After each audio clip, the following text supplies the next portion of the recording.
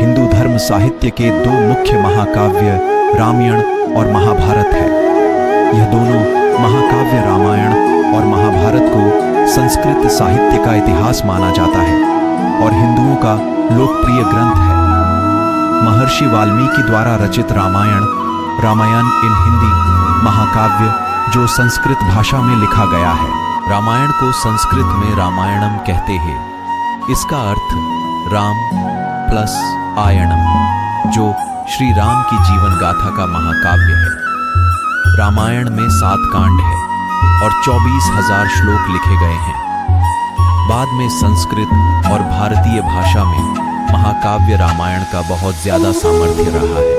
गायत्री मंत्र में 24 अक्षर होते हैं, इसलिए यह मान्यता है कि गायत्री मंत्र आधार मानकर रामायण में 24,000 श्लोक लिखे गए हैं।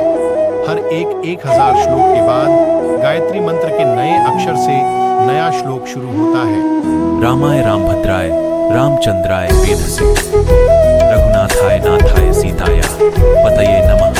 रामं रामानुजं सीतां भरतं भरतानुजं सुग्रीवं वायुसूनं च प्रणमामि पुनः पुनः। वेद वेद्ये परे पुंसि जाते दशरथात्मजे वेदः प्राचेत सादासीत साक्षात् रामायणात्मना।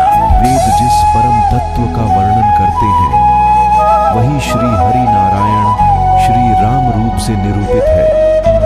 श्री राम के रूप में जन्म होने पर साक्षात वेद ही श्री वाल्मीकि के मुख से रामायण रूप में प्रकट हुए।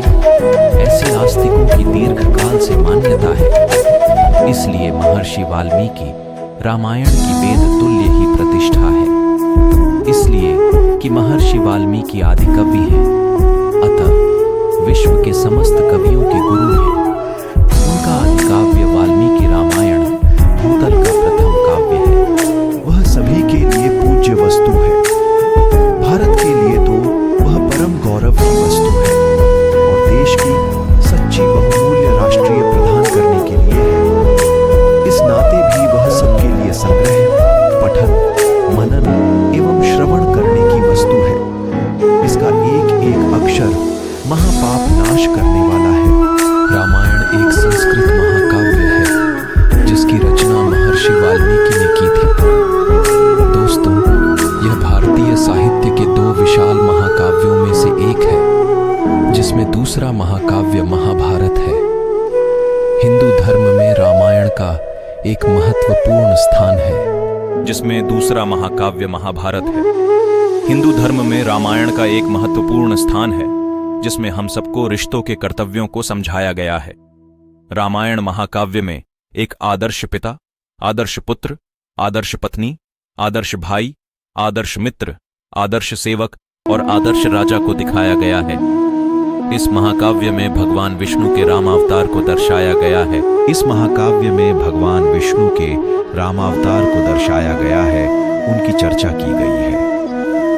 रामायण महाकाव्य में 24,000 श्लोक और 500 उपखंड हैं, जो कि 7 कांड में विभाजित है। रामायण के 7 कांड हैं।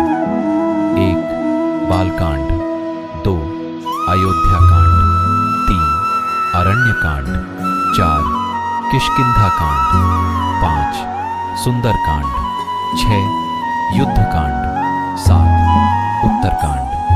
रामायण का समय विद्वानों की मान्यता अनुसार त्रेता युग माना जाता है।